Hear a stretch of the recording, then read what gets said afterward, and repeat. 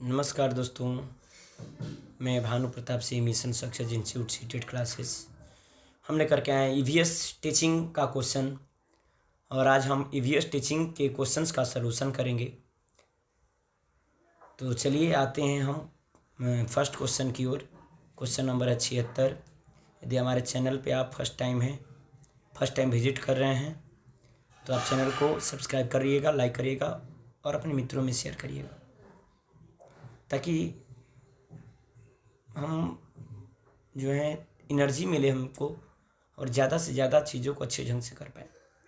चलिए question number 76 है। Online कक्षाओं की अवधि में एक ईवीएस शिक्षिका दृष्टिबाधित विद्यार्थियों का कैसे शिक्षण करेगी। ऑनलाइन कक्षाओं की अवधि में एक ईवीएस शिक्षिका, ऑनलाइन क्लास हो रहा है, उस समय एक ईवीएस की शिक्षिका है, दृष्टिबाधित विद्यार्थी, दृष्टिबाधित मतलब आँख से बाधित है, अंधा बच्चा है, मतलब एकदम अंधा का मतलब आँख से क्या बोल सकते हैं उसको, आन्हर बा। अंधा है मतलब आन्हर, भोजपुरी में बोलते हैं आन्हर हो का मतलब अंधा है, उसको दिखाई नहीं देता। और ऑनलाइन क्लास ले रहे हैं तो उसमें ईवीएस की शिक्षिका क्या करेंगी, कैसे शिक्षण करेंगी, कैसे उसको पढ़ाएंगी। Option first. अब जब ध्यान रखिएगा, जब वो देख नहीं पाएगा तो कैसे सीखेगा, सुन कर ना। ऑप्शन फर्स्ट है आवाज़ में संदेश साझा करके, बिल्कुल सही है। जब दिखेगा नहीं, दृष्टिबाधित है तो आवाज़ दे करके। दूसरा, ढेर सारी मौखिक व्याख्या का उपयोग, मौखिक मतलब मुंह से बोल करके, बिल्कुल सही है। सी, सहपाठी के द्वारा व्याख्या, सहपाठी मतलब उसके साथ जो बोल रहा है वो व्याख्या करेगा बोल बोल करके और वो सुन करके पढ़ेगा, ये भी सही है। चौथा है ठोस अनुभव का उपयोग करके। ठोस अनुभव मतलब मूर्त वस्तुओं, ठोस अनुभव का यहाँ मतलब है कि वस्तुओं का प्रयोग करके मूर्त रूप से दिखा करके। तो क्या बताइए, ठोस अनुभव का उपयोग करेंगे तो अंधा बच्चा समझ पाएगा क्या, नहीं समझ पाएगा ना। तो इसका आंसर होगा एक बी, ए बी और सी, मतलब option number A B C option number first में है। आवाज़ में संदेश साझा करके, ढेर सारी मौखिक व्याख्या का उपयोग करके और सहपाठी के द्वारा व्याख्या। ठोस अनुभव नहीं, मूर्त रूप से चीज़ों को दिखाएंगे, बाबू समझ नहीं पाएगा क्योंकि अंधा है, वो दृष्टिबाधित है। तो 76 का ऑप्शन नंबर ए बिल्कुल सही है। 78 नंबर क्वेश्चन है, सेवा पूर्व शिक्षक अपने नैतिक मूल्यों, व्यक्तित्व, हित और अभिरुचि को जानने के लिए उपयोग करेंगे। अपनी व्यक्तित्व, अपनी नैतिक मूल्य, अपनी हित, अपनी अभिरुचि, हमको ही अपना अभिरुचि, अपना व्यक्तित्व जानना होगा। तो हम क्या करेंगे, रचनात्मक आकलन उपकरण का उपयोग करेंगे। योगात्मक आकलन उपकरण का प्रयोग नहीं, योगात्मक रचनात्मक नहीं, स्व आकलन उपकरण का उपयोग। स्व आकलन, स्वयं का आकलन करना है ना, तो स्व आकलन उपकरण का प्रयोग करेंगे खुद के नैतिक मूल्य, व्यक्तित्व, हित की जानकारी प्राप्त करने के लिए, जानने के लिए। मतलब 178 का सी नंबर बिल्कुल सही, स्व आकलन, स्वयं का आकलन करना। 79, एक ईवीएस अध्यापक ने अंकुरण विधि को समझाने के लिए, अंकुरण, कोई भी पौधा कैसे अंकुरित तो होता है, उसको बताने के लिए विद्यार्थियों को घर के लिए एक क्रियाकलाप देने का निश्चय किया। एक एक्टिविटी कराने के लिए किया कि घर में जाओ एक एक्टिविटी करो। निम्नलिखित में से सबसे उपयुक्त कौन सा क्रियाकलाप होगा, कौन सा क्रियाकलाप होगा जो बच्चे को अंकुरण के बारे में बताएगा। चित्र के माध्यम से नहीं, अंकुरण कब वो समझ पाएगा अंकुरण के बारे में, जब अंकुरित चीजों को देखेगा, जब वो देखेगा चीजों को अंकुरित होते हुए, मतलब वास्तविक जीवन से जोड़ करके बताना है, चित्र के माध्यम से नहीं, टीवी पे दिखा करके नहीं, मोबाइल पे दिखा के नहीं। यदि अंकुरित दिखाना है तो चना घर में लाइए और चना कैसे अंकुरित होता है उन सारी चीज़ों को उससे करवाइए, बच्चा सीख जाएगा, वो ज्ञान स्थायी होगा, कभी भूलेगा नहीं। तो चित्र के साथ चार्ट तैयार नहीं, बीज को गमले में लगाना, जब बीज को गमला में लगाएंगे तो अंकुरित होगा तब ना दिखेगा जी, लगा देंगे तो सीख जाएगा अंकुरित नहीं। सी नंबर, मूंग से अंकुर को निकलते हुए दिखना, जब मूंग से, चना से अंकुरण दिखेगा कि कैसे अंकुर हो रहा है तब न सीखेगा अंकुर के बारे में। तो अंकुरण विधि के बारे में बिल्कुल ऑप्शन नंबर सही है, मूंग से अंकुर को निकलते हुए वास्तविक रूप से अपने आंख से देख लेना। वीडियो क्लिप दिखाएंगे कोई फायदा नहीं है, सीखेगा लेकिन वो ज्ञान स्थायी नहीं रहेगा, अस्थायी होगा। स्थायी ज्ञान कब होगा? जब चीज़ों को स्वयं से जुड़ेगा, स्वयं से देखेगा प्रत्यक्ष रूप से, तब ज्ञान वो स्थायी होगा। मतलब 79 का बिल्कुल ऑप्शन नंबर सी होगा। क्वेश्चन नंबर 81 पे आते हैं। एक अध्यापक ने कक्षा में हमारे देश के उत्सवों पर विचार विमर्श किया। विभिन्न संस्कृति के बावजूद कुछ उत्सव आम हैं और पूरे देश में मनाए जाते हैं। वह कौन सी संकल्पना का कक्षा में विचार करने के लिए कोशिश कर रहा है? बताइए। हमारे देश में उत्सवों पर विचार विमर्श किया। विभिन्न संस्कृति के बावजूद कुछ उत्सव ऐसे हैं जो पूरे देश में मनाए जाते हैं। इसके बारे में बताया गया।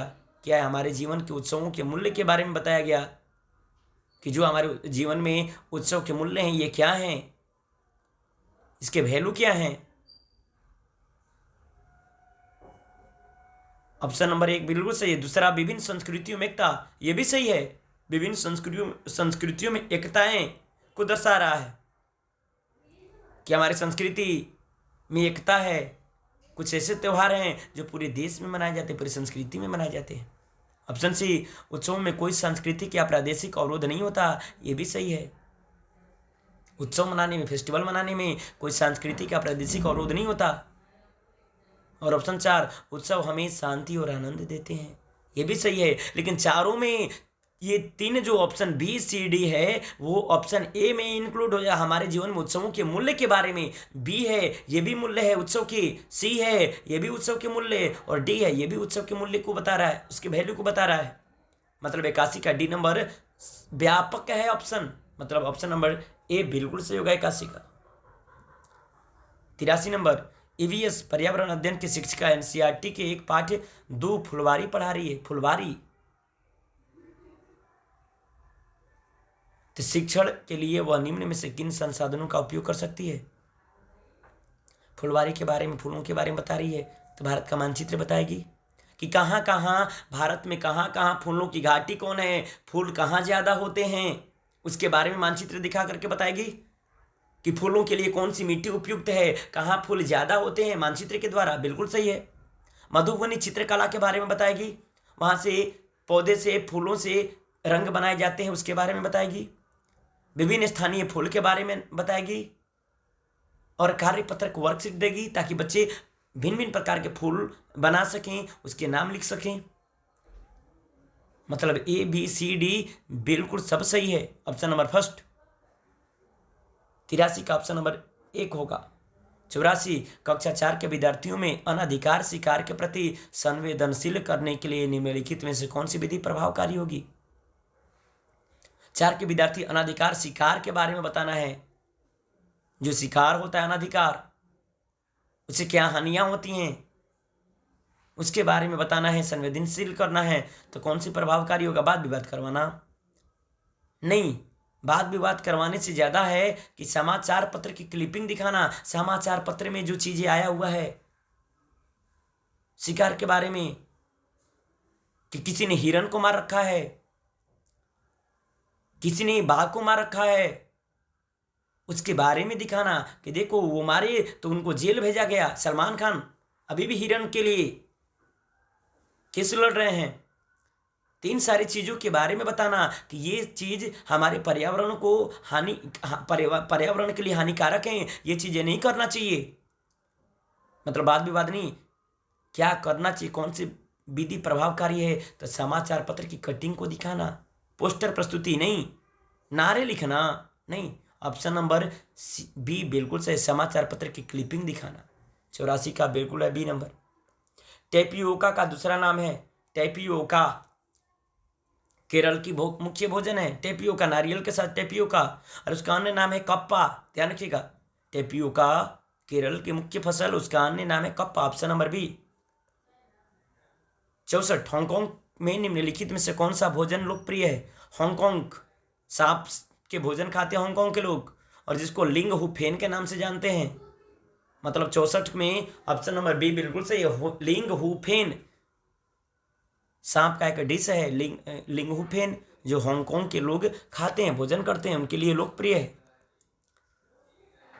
69, किस राज्य में झूम खेती की प्रथा सामान्य है? झूम खेती भारत के पूर्वोत्तर राज्य में, पूर्वी राज्य में, मिजोरम, मेघालय। इसका आंसर होगा मिजोरम। पूर्वोत्तर राज्य झुमकृति होता है मिजोरम में। तो ऑप्शन नंबर 69 का बिल्कुल ऑप्शन नंबर होगा बी। 71 वर्ली जनजाति वर्ली आर्ट के लिए सुप्रसिद्ध है, जो बनती है वर्ली महाराष्ट्र की, और वहाँ गाय के गोबर और मिट्टी से चीज़ों को लेपा जाता है। जो आपका वर्ली है उसके बारे में हम लोग थोड़ा सा जान जाएंगे कि वर्ली चित्रकला का संबंध महाराष्ट्र से, ये चीज़ें ध्यान रखेंगे। और यहाँ पे क्या है कि दीवारों पर गोबर से, गाय के गोबर से मिट्टी मिला करके लेप किया जाता है।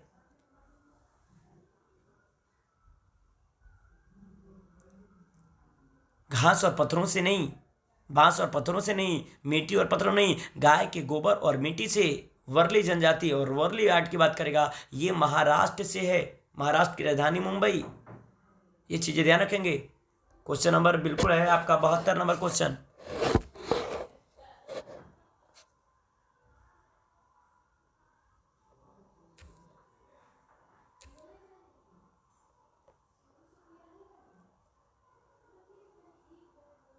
क्वेश्चन नंबर है 72।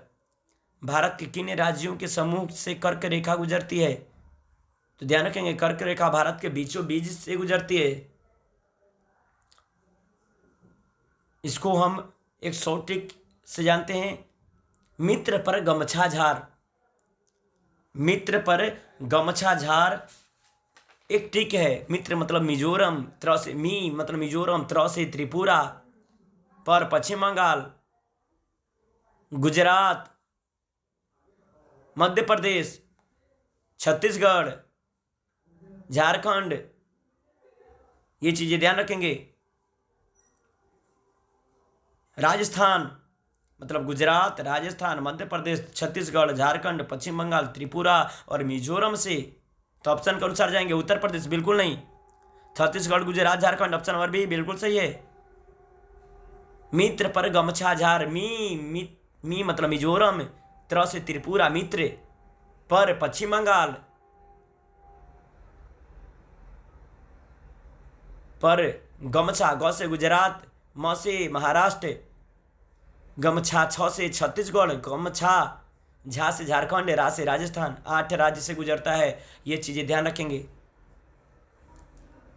भारत के किन राज्य से? तो 8 राज्य से। ऑप्शन होगा छत्तीसगढ़, गुजरात, झारखंड। उत्तर प्रदेश से नहीं आता, अब उत्तर प्रदेश बिल्कुल गलत है। आंध्र प्रदेश नहीं, उड़ीसा नहीं। तो ऑप्शन नंबर बी 72 का बी नंबर होगा बिल्कुल। चलिए ईवीएस का हो गया। अब लास्ट में आपका जो भी बाकी होगा पर डे जाएगा। ऐसे वीडियो कोशिश करेंगे, जब भी समय मिलेगा तो आपको वीडियो के माध्यम से क्वेश्चंस कराए जाएंगे सारे सब्जेक्ट का। आप बने रहिए मिशन सक्सेस भानु सर के साथ। Thank you.